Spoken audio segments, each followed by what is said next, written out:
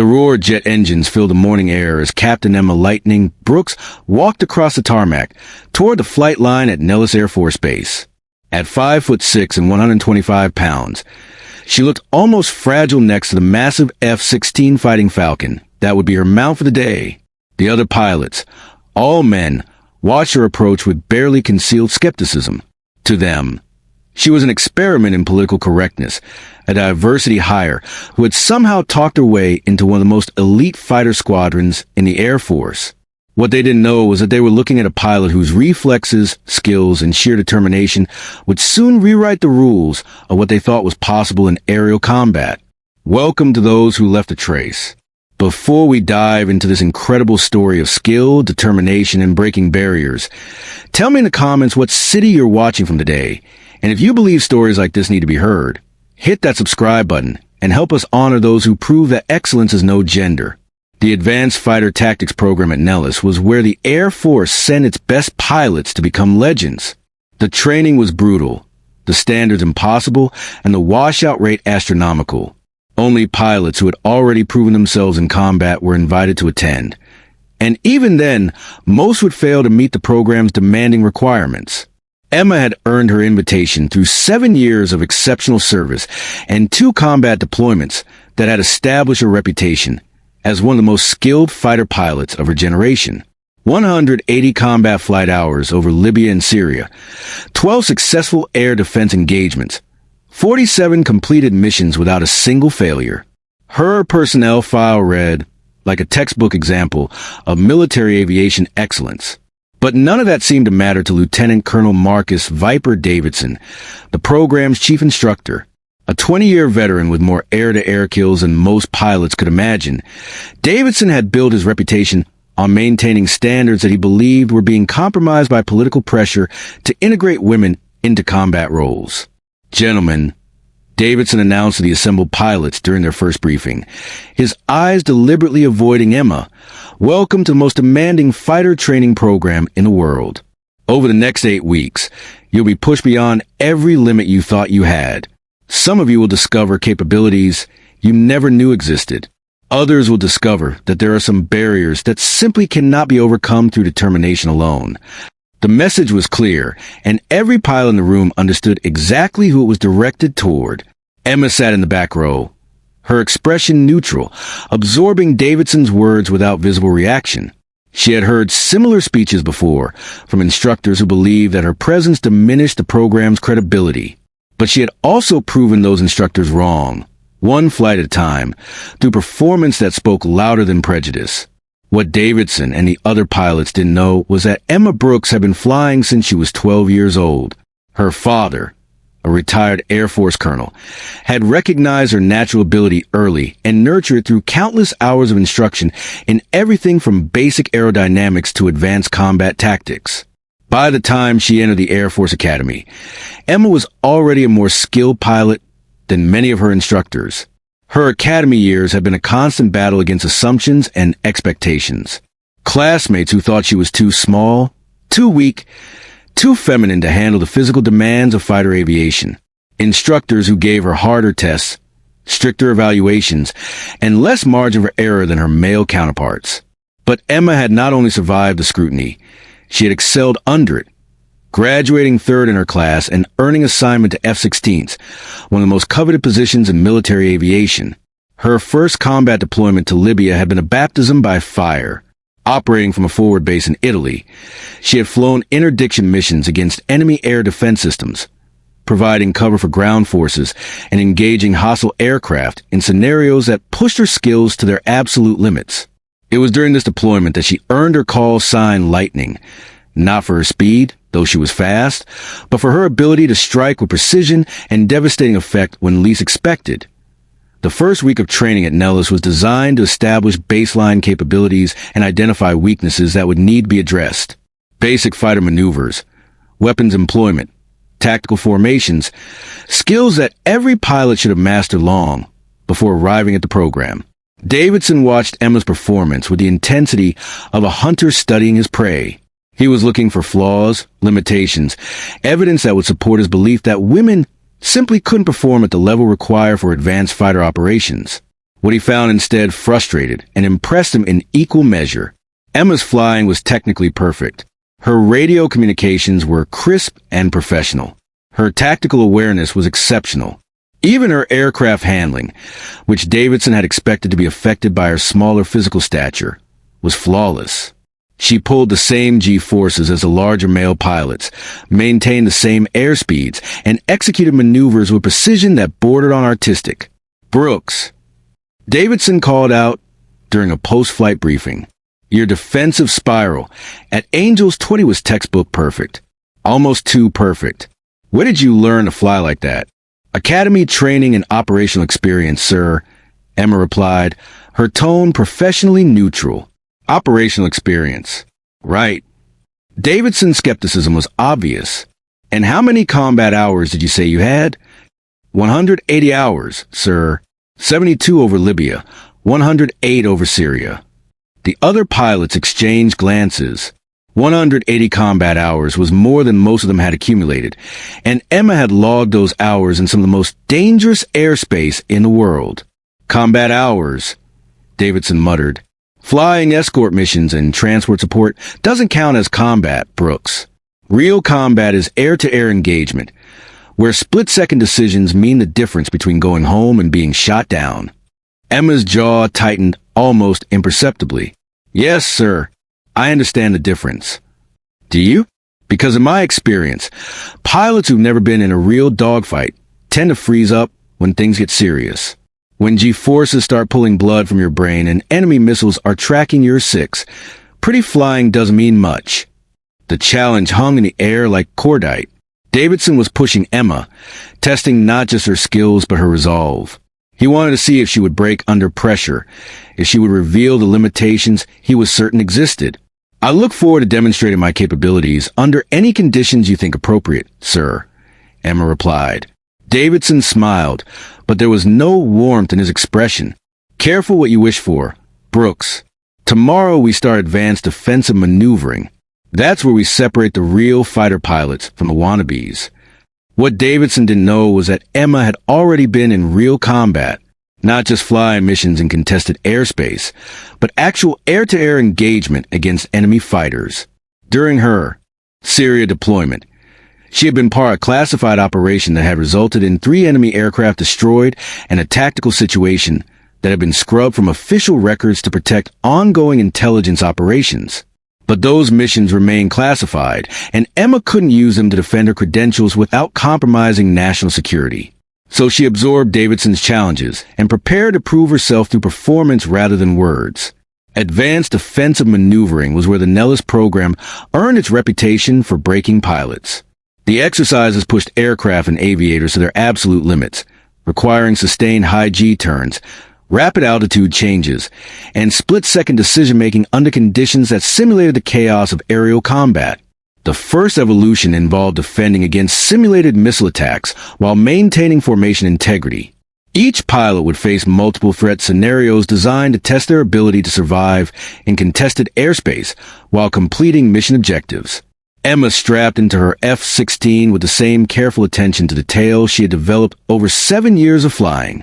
Pre-flight checks, weapon systems verification, communications protocols, every step executed with the precision that had kept her alive through 47 combat missions.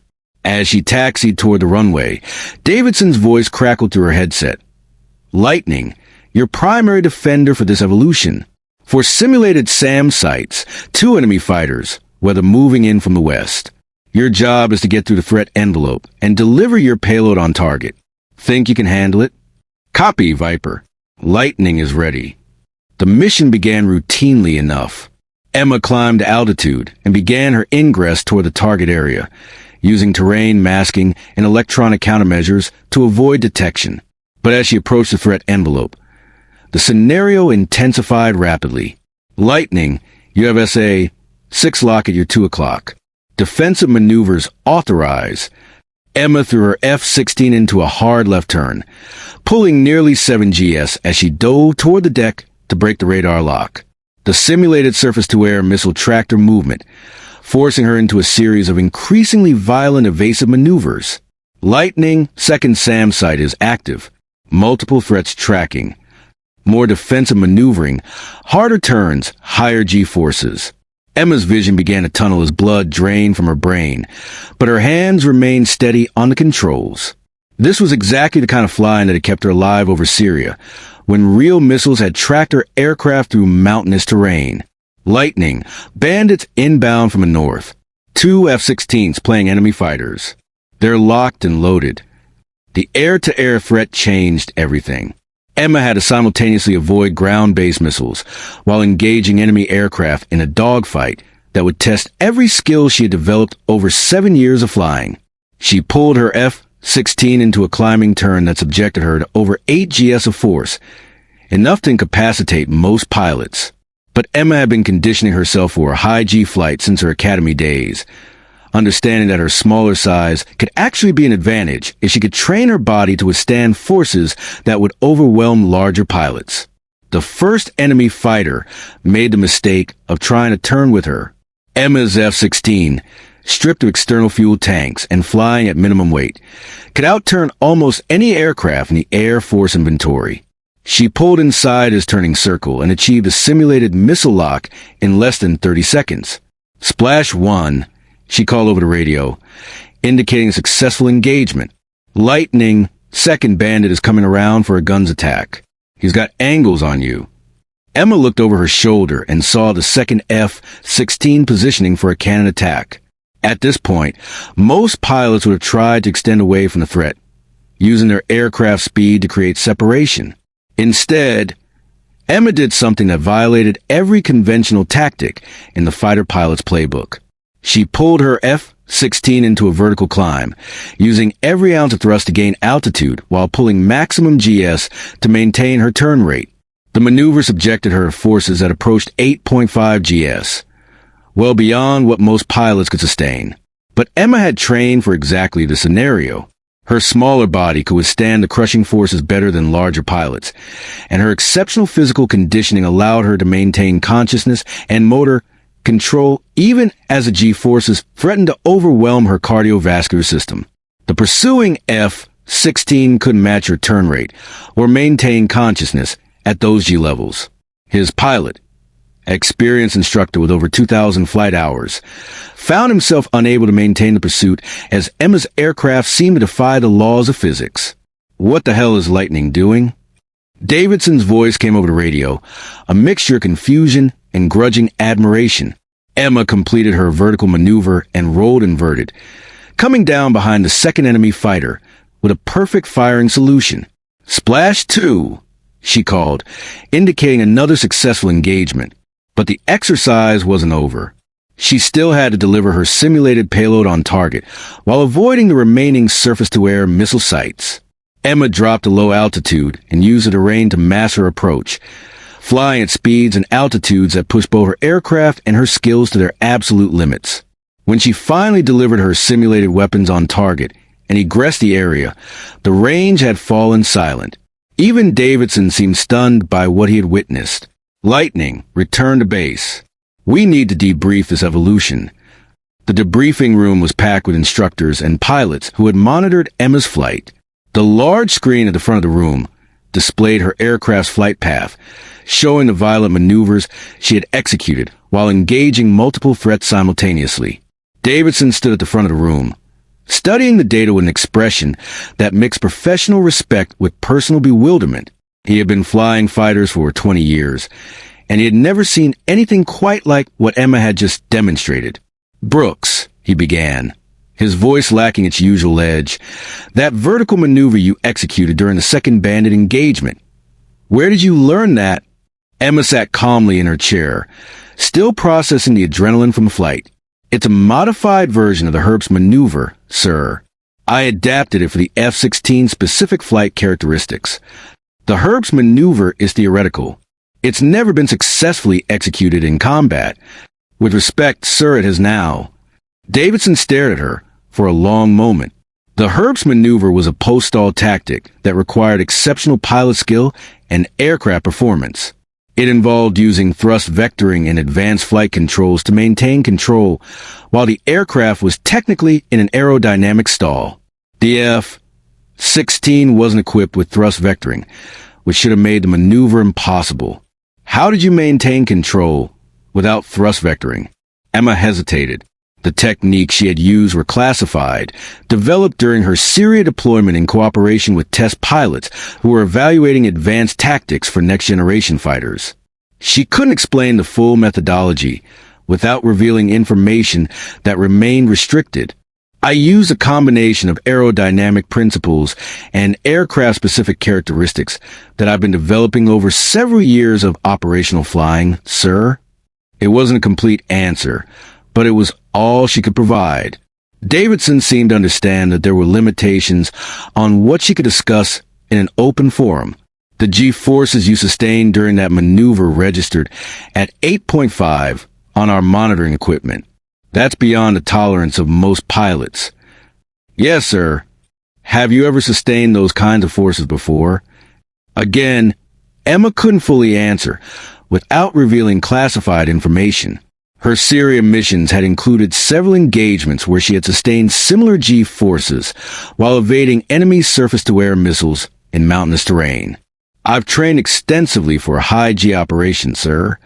Davidson looked around the room at the other instructors, who were studying the flight data with expressions of professional amazement. What Emma had accomplished wasn't just impressive. It was revolutionary. She had demonstrated tactics that could change how the Air Force approached air-to-air combat. Brooks, your performance today was exceptional, but I want to understand something. Your personnel file shows basic fighter training and standard operational assignments. Where did you develop the skills we just witnessed? Emma met his gaze steadily. Operational necessity, sir.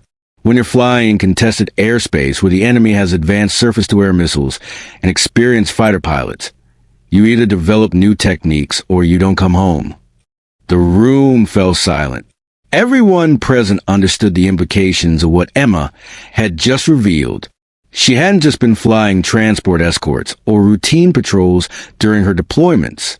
She had been engaged in actual air-to-air combat, developing advanced tactics under conditions where mistakes meant death. How many air-to-air engagements? Davidson asked quietly. 12 confirmed. Sir, all successful. The number hit the room like a physical blow. 12 air-to-air victories made Emma one of the most successful fighter pilots of her generation. Most pilots never engaged in a single air-to-air combat. Emma had not only survived 12 engagements, she had won all of them. Major Thompson, one of the other instructors, leaned forward. 12 kills? That's not in any of the records I've seen. Some operations remain classified, sir. The details can't be discussed in an open forum. Davidson nodded slowly. He was beginning to understand that Emma Brooks was not the diversity experiment he had assumed her to be. She was a combat veteran with experience and skills that exceeded those of most of the instructors at Nellis. Brooks, I owe you an apology. I made assumptions about your capabilities based on factors that had nothing to do with your qualifications as a pilot. Emma's expression softened slightly. No apology necessary, sir. I understand concerns about maintaining standards. I'm here to prove that those standards can be met regardless of who's flying the aircraft. Davidson looked around the room again, noting the expressions of respect and admiration on the faces of pilots who had arrived that morning with skepticism about Emma's capabilities. Consider them met, he said finally, and exceeded. Word of Emma's performance spread throughout Nellis within hours. The impossible maneuver that had allowed her to defeat 2 enemy fighters while sustaining G-forces that should have incapacitated her became the subject of intense discussion among pilots, instructors, and commanders. Video footage of her flight was analyzed frame by frame, with aerodynamicists and test pilots trying to understand how she had maintained control of her aircraft under conditions that defied conventional understanding of flight physics. The consensus was that Emma had somehow combined exceptional physical conditioning, advanced technical knowledge, and combat experience to achieve something that shouldn't have been possible. But the real revelation came when her classified personnel file was finally reviewed by officers with appropriate clearance levels. The details of her Syria deployment painted a picture of a pilot who had been operating at the very edge of military aviation, conducting missions that push both technology and human capability to their absolute limits. General Patricia Collins, commander of Nellis Air Force Base, requested a private meeting with Emma to discuss her background and potential future assignments. Captain Brooks, Collins began as they sat in her office, I've been reviewing your complete service record, including the classified portions. Your performance in Syria was remarkable. Thank you, ma'am. 12 air-to-air victories, including 3 against Russian-built MiG-29s operated by experienced pilots. That's not just remarkable, it's unprecedented for a pilot with your level of experience. Emma remained silent, understanding that Collins had access to information that had been restricted from her Nellis instructors. What I want to understand is why those accomplishments weren't reflected in your unclassified record. Why were you allowed to come here under the assumption that you were just another pilot looking to upgrade your qualifications? Emma chose her words carefully. The operations I participated in required a high level of secrecy to protect ongoing intelligence collection and diplomatic relationships, ma'am. My involvement was classified to maintain operational security. Collins nodded. And now you're here at Nellis, demonstrating capabilities that suggest you should be teaching this course rather than taking it. I'm here to learn, ma'am. Even experienced pilots can benefit from advanced training. Perhaps, but I think there's more to it than that. I think you're here to prove a point about women in combat aviation, to demonstrate that gender is irrelevant when it comes to military effectiveness. Emma considered the general's words. With respect, ma'am, I'm here to serve my country to the best of my abilities. If that proves broader points about capability and opportunity, I'm glad to contribute to that understanding. Collins smiled, diplomatically said, but let me be more direct. Your performance yesterday has implications that extend far beyond this training program. The tactics you demonstrated could revolutionize air-to-air combat. The physical capabilities you displayed could change how we select and train fighter pilots. And your success in the face of skepticism could open doors for other qualified women who have been excluded from opportunities based on assumptions rather than evidence. I hope so, ma'am. I'm recommending you for assignment to the Air Force Test Pilot School at Edwards. Your combination of operational experience and innovative flying could contribute to the development of next-generation fighters and tactics. Emma felt a surge of excitement. Test Pilot School was the pinnacle of military aviation, where the most skilled pilots evaluated experimental aircraft and pushed the boundaries of flight technology. I would be honored to accept that assignment, ma'am. Good. But first, I want you to complete this program at Nellis. Not as a student, but as an instructor, I want you to teach other pilots the techniques you've developed. I want your experience to benefit the next generation of fighter pilots.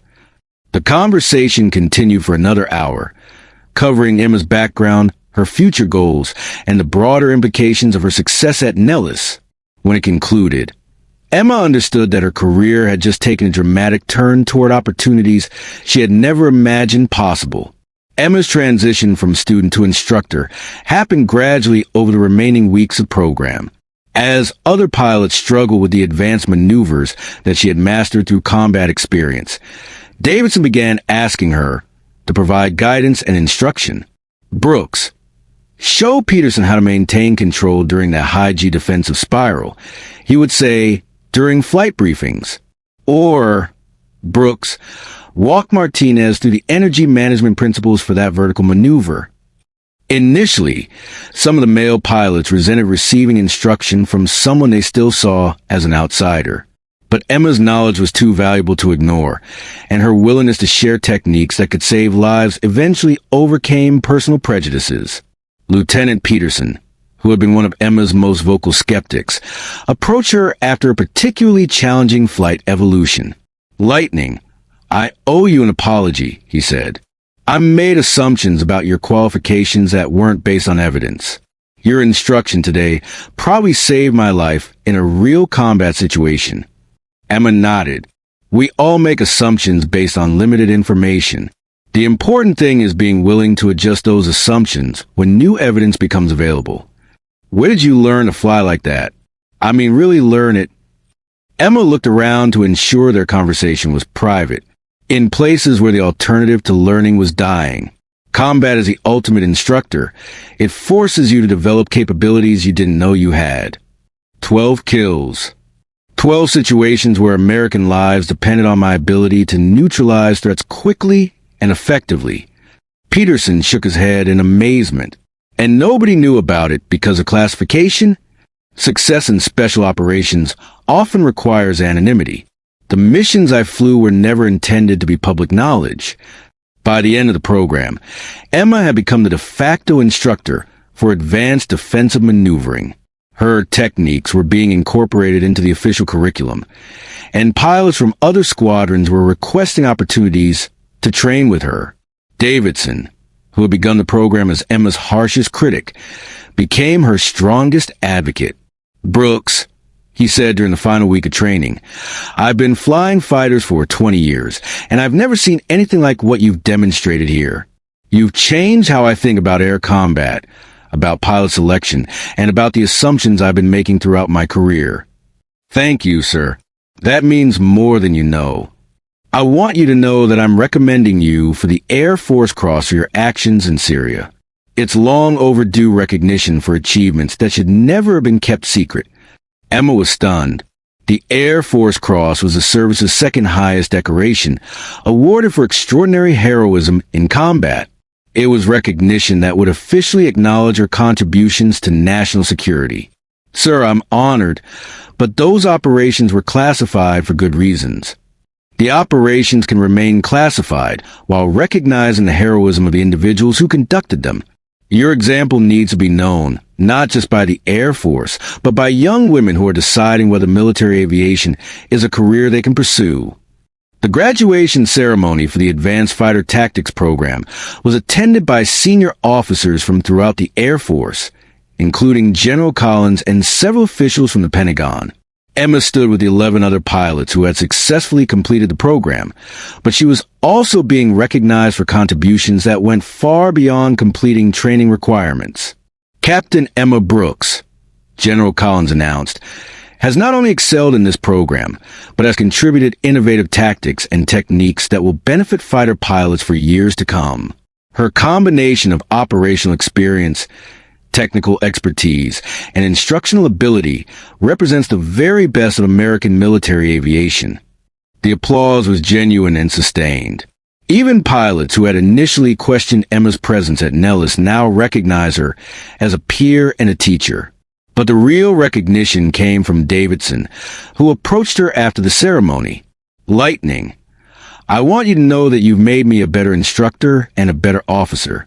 You've taught me that excellence doesn't have a gender, and that assumptions based on prejudice rather than performance do a disservice to the Air Force and the nation. Thank you, sir. That's all I ever wanted, to be judged on my capabilities rather than assumptions about my limitations. Consider the judgment rendered. You're one of the finest pilots I've ever had the privilege to serve with. As Emma prepared to leave Nellis for her next assignment at Edwards Air Force Base, she reflected on the journey that had brought her from a small town in Colorado to the pinnacle of military aviation. The challenges she had faced, the skepticism, the additional scrutiny, the need to prove herself repeatedly had been difficult. But they had also made her stronger, more determined, and more committed to excellence. Her success had opened doors not just for herself, but for other women who would follow her path into combat aviation. The barriers that had once seemed insurmountable had been broken by performance that spoke louder than prejudice. But Emma understood that her journey was far from over. As she prepared to test experimental aircraft and develop next-generation tactics, she carried with her the knowledge that every flight, every mission, every achievement will be scrutinized by those who still believe that women couldn't perform at the highest levels of military service. She was ready for that scrutiny. She had been ready since that first day when she walked across the tarmac at Nellis and saw the doubt in their eyes. Now, as she prepared to push the boundaries of flight technology and human performance, Emma Lightning Brooks was no longer trying to prove that women could be fighter pilots. She was proving that the best fighter pilots happened to include women who were willing to risk everything in service of their country. The sky, as they say, was no longer the limit. It was just the beginning.